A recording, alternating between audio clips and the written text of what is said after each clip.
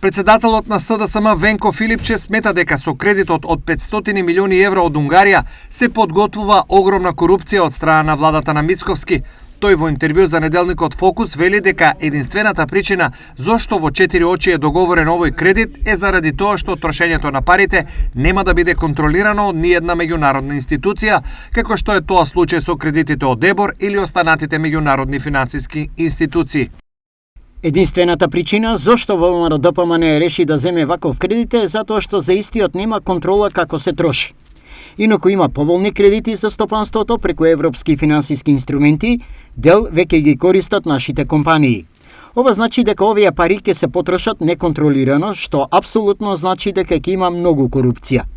Според нашите информации, ВМРО ДПМН и за делот кој се однесува на проекти од општините, веќе преговара со компании кои ќе ги работат проектите, при што ќе бидеме сведоци на офајдување на бизниси блиски до ВМРО ДПМН. Изјави Филипче за Фокус.